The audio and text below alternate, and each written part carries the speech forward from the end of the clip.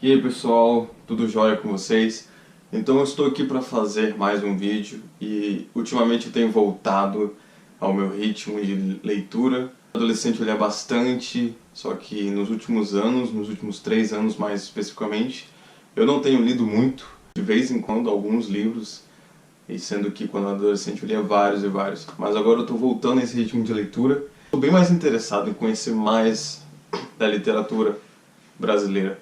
Nossa literatura é imensa, é rica, tem vários autores, tem muitas obras interessantes, então tem crescido dentro de mim essa vontade de saber mais da nossa história, saber mais do nosso povo e da nossa cultura. Esse sentimento de nacionalismo, esse patriotismo muito forte instalado em mim, ainda mais eu que passei a vida inteira viajando, conhecendo diferentes lugares do país, morando em diferentes cidades. Então eu pude ver como é a realidade em diferentes regiões. Então eu estou muito enganjado em conhecer mais ainda do país. Então eu comecei a ler várias obras brasileiras, todos aqueles livros clássicos que a gente tinha que ler no colégio, que eles passavam para trabalho, prova, enfim. Eu confesso que, como a maioria dos brasileiros adolescentes assim de ensino médio, eu não lia os livros, eu não lia quase nenhum livro. Lia outros, mas não aqueles que o colégio pedia, porque não me interessava. Mas agora, depois de um bom tempo de já formado, é que eu comecei a ler essas obras e enxergar com olhos bem mais maduros, a mente bem mais preparada para poder assimilar o que conta esses livros. Então, naquela época a gente achava meio chato e tal, não interessava o assunto, mas agora eu estou simplesmente encantado e apaixonado e eu quero compartilhar um pouco disso com vocês. Então, a primeira obra que eu li desses livros assim é O Cortiço. Eu li recentemente, eu peguei o livro emprestado na Universidade da Amazônia, aqui em Santarém. É uma obra que, se eu não me engano, no segundo ano do ensino médio eu tive que ler, só que eu não li. E é uma obra do Aloysio de Azevedo, um maranhense, que trata bem o naturalismo. Suas obras são bem naturalistas, então o naturalismo, o objetivo dele é ir contra o romantismo, aquela coisa fantasiosa, meio que distante, meio que literalmente viajando nas ideias, sabe? O pessoal fantasiava demais, então era uma coisa bem distante do que realmente era a vida real. Então o foco do naturalismo, que também também é conhecido como realismo, como o próprio nome já diz, é o real, a vida como ela é. E o Aloysio de Azevedo, ele é considerado para muitos como o cara que introduziu o naturalismo na literatura brasileira com a sua obra O Mulato, em 1881, se não me engano 1881. Só que tem um detalhe, para muitos foi ele que introduziu o naturalismo no Brasil.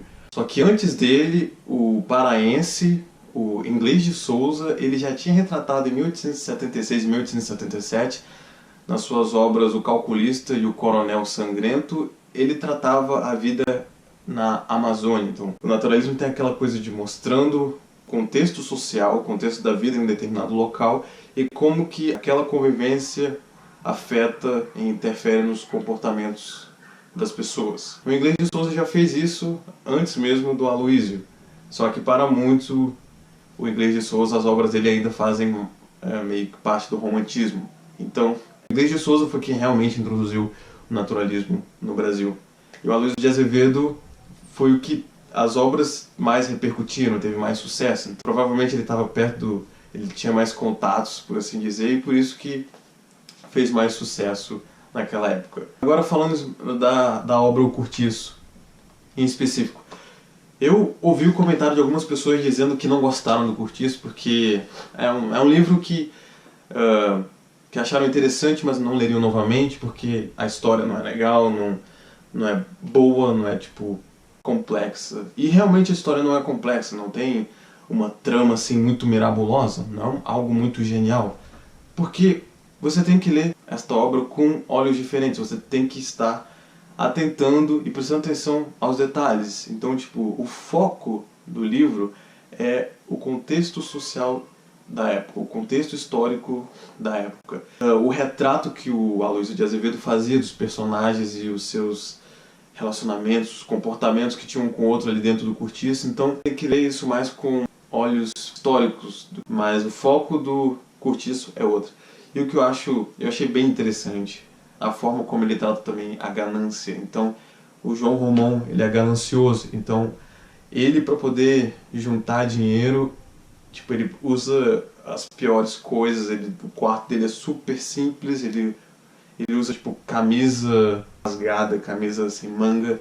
Ele e a escrava dele comiam tipo as sobras, as piores coisas assim. Então, tipo, isso tudo para ele poder economizar e meio que ascendendo financeiramente. Uma coisa é você ascender financeiramente, mas outra é você fazer parte da classe dos nobres, da baixa nobreza, com os títulos e tal. Então ele passa a invejar o Miranda, era o português burguês vizinho dele, que era dono de um armazém, e ele ganhou o título de barão. Daí esse João Romão ficou super enciumado e tal, porque falou, eu tenho dinheiro, mas ele é um barão, então quem participava de encontros com políticos e tal, aparecia nos jornais, eram ele. Então ele buscou essa ascensão social, estava almejando se tornar um barão, depois visconde, depois um conde. E por conta dessa inveja, ele começou a parar de ser mesquinho, porque ele já tinha bastante dinheiro guardado, ele era dono do Curtiço, e uma taverna que era conhecida da região, a mais procurada. Então todo mundo ia lá, e ele já tinha bastante dinheiro, então ele começou a viver aquilo que o dinheiro poderia lhe dar. Então ele começou a viver uma vida requintada, uma vida com luxos. Daí ele melhorou o seu quarto, começou a usar roupas finas para poder ser bem visto pelo vizinho Miranda e pela sociedade em si. E daí ele começou a se sentir com ar de superioridade das próprias pessoas do Curtiço, né? Que com o tempo ele foi reformulando, depois que aconteceu um incêndio, ele construiu novos quartos melhorados e depois ampliou ainda mais. E as pessoas do Curtiço que eram simples, aos poucos foram sendo substituídas por pessoas com mais dinheiro. E daí é muito interessante isso, você acompanhando essa ascensão, essa mudança de classe que vai acontecendo. As pessoas passam aí pro Curtiço que tinha, o outro Curtiço que tinha na rua, que é o... Ai meu Deus, Cão de Gato, se eu não me engano. Pera aí. Então o João Romão, que era mó avarento, pão duro, e sempre pegava as coisas mais baratas assim, e também pagava bem mal aos seus funcionários, sempre procurava pagar o mínimo possível. Então ele meio que mudou assim, daí começou a gastar o dinheiro, todo o dinheiro que ele tinha acumulado, com coisas boas de qualidade, para ser bem visto pela sociedade da época. Interessante também que, como mostra a relação dele com a Bertoleza, que era a escrava dele, a negra escrava dele. Então, tipo, antes era uma amizade, ele tinha ela como uma amiga, e com o tempo, conforme ele foi se aproximando das pessoas da classe maior, as pessoas mais importantes, bem financeiramente, daí ele começou a se afastar totalmente dela, tanto que um ponto eles dormiam junto, daí depois ele começou a dormir no quarto dele todo luxuoso e ela dormindo lá no sopé da escada. E daí no final do livro a Bertoleza se torna um empecilho do João Romão de se casar com a filha do Miranda, para ele poder estar mais ainda próximo dessa classe burguesa e nobre, por assim dizer. Acabou que findou um plano para poder se livrar dela, como se não fosse um ser humano só, mesmo um animal, o que é bem triste. Então, tipo, é bem triste de perceber, ler e sentir como que os escravos eram vistos, como as pessoas negras eram vistos com inferioridade naquele período. Tanto que ela, no final, a Bertoleza, ela preferiu o suicídio do que voltar à vida de escrava. Porque o João Romão, ele tinha forjado uma carta de alforria. Daí ela foi, e o dinheiro que ela tinha juntado com outro dono dela, com o antigo dono dela que havia falecido, ela pagou para ele, e ele forjou uma carta de alforria e deu para ela. E ela, no seu entendimento, ela se achava uma pessoa livre. Aí quando no final, na verdade, descobriu que o João Romão, ele tinha forjado isso, e ele chamou o outro dono, se não me engano era o filho do ex-dono dela, que daí ela tinha que ser devolvida para esse sujeito e voltar à escravidão. E daí ela preferiu o suicídio do que voltar a essa vida E também eu acho que ela criou tantos sentimentos sinceros pelo Romão, tipo de amizade, de amor, de afeto, que só o que ela queria era poder estar junto dele. Não importava se ela trabalhava todos os dias, sem parar, sem descanso, fosse domingo ou feriado. Ela queria estar próxima dele, porque eu vejo que ela criou um afeto muito grande, um amor muito grande por ele, e daí o fato de ter se sentido traída deixou completamente desolada, que a angústia foi tanta que ela preferiu cometer o suicídio. Então esse é um assunto, um aspecto muito interessante que eu achei também da obra. Um caso bem interessante do português Jerônimo e sua esposa Piedade, que chegaram ao cortiço, o Jerônimo para trabalhar na pedreira do João Romão, e ele era um cara muito esforçado, muito trabalhador, sério, firme aos seus ideais, às suas crenças, sempre determinado, sério. Também homem de família que respeitava a esposa, não traía ela, ele sempre cuidava bem da casa e da sua esposa.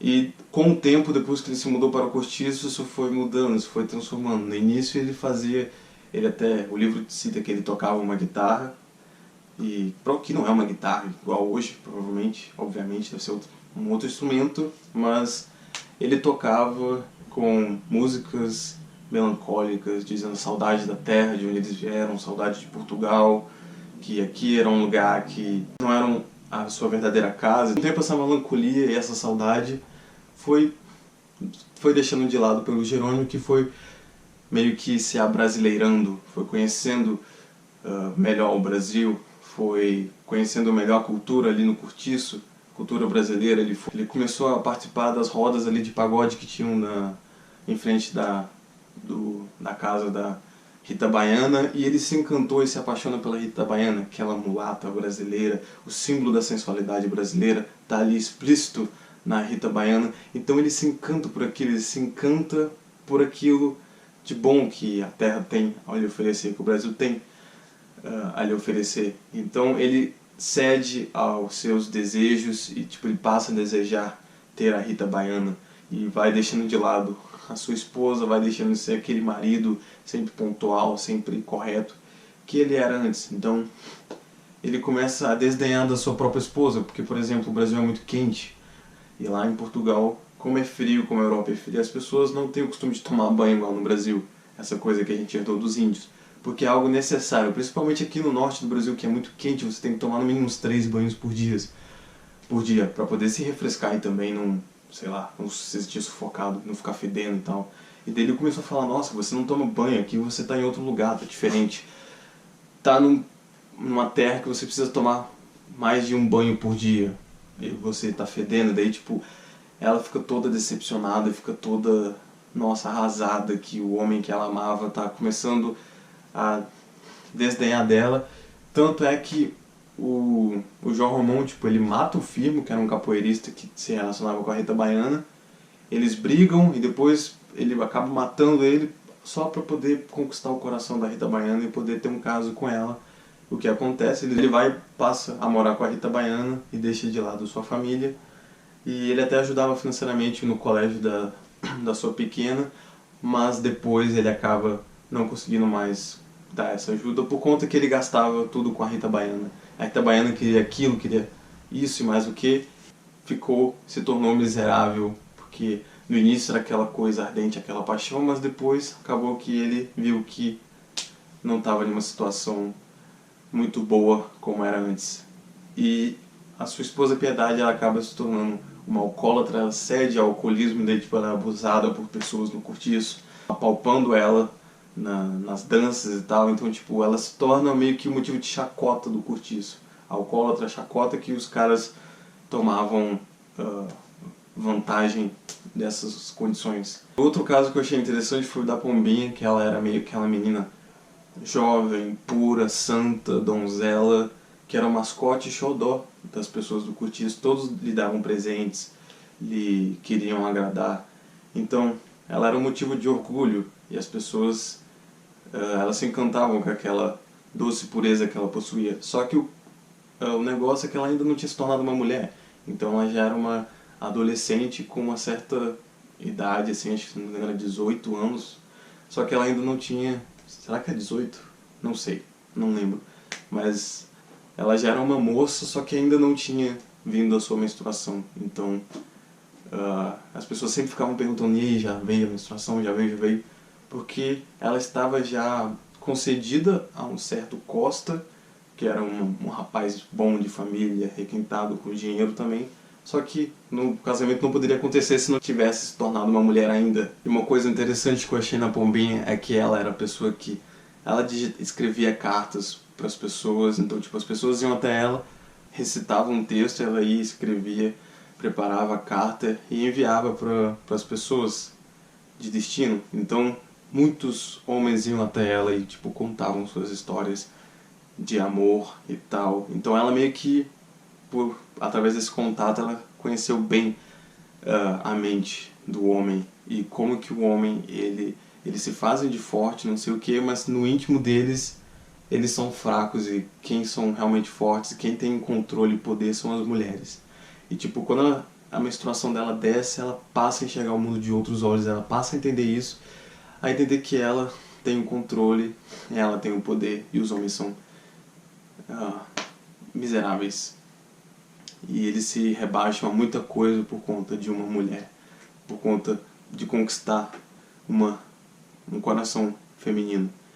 E daí ela até fica casada com o Costa. Depois de 2 anos de casamento termina porque ela se torna infeliz da forma como que o marido a tratava ela, aquela forma machista, escrota, infelizmente típico da época, e ela acaba cedendo aos luxos de uma prostituta que sempre vinha lhe dar, que era conhecida também do pessoal do cortiço, e sempre vinha lhe dar presentes, e ela meio que se muda para casa dessa prostituta, pro hotel para onde ela morava, e daí ela cede a prostituta de luxo da cidade do Rio de Janeiro. Então, bem interessante analisar como que a Pombinha foi de uma pessoa, uma menina pura, decente, que pensava em casamento, para até a vida de prostituição de luxo, ganhando muito dinheiro e se aproveitando do poder feminino. Então, meu Deus, essa foi uma tentativa minha de retratar mais ou menos o Cortiço, mas os personagens que mais me chamaram a atenção, que eu gostei mais dessa análise crítica e reflexiva que a obra traz. Então, é muito boa. Eu vou estar lendo, eu estou agora com o Missionário, do Inglês de Souza, para ler. E também, nossa, peguei muitos livros. O Guarani, de José de Alencar, e o Dom Casmurro, de Machado de Assis. Todos esses eu tenho que ler essa semana, e depois eu vou estar fazendo livros tratando e falando a respeito deles, do que eu acho. Então, eu procurei trazer uma abordagem bem completa do Cortiço. Eu não consigo fazer um vídeo falando pouco, eu sempre entro em detalhes, então eu meio que não consigo. Eu tento, mas acabo que acontece isso. Quis trazer uma abordagem completa do que eu achei do livro, e espero que tenham gostado. E vamos ler mais da literatura brasileira, que ela é muito boa, ela é muito incrível, e a gente tem que conhecer mais dela. Valeu!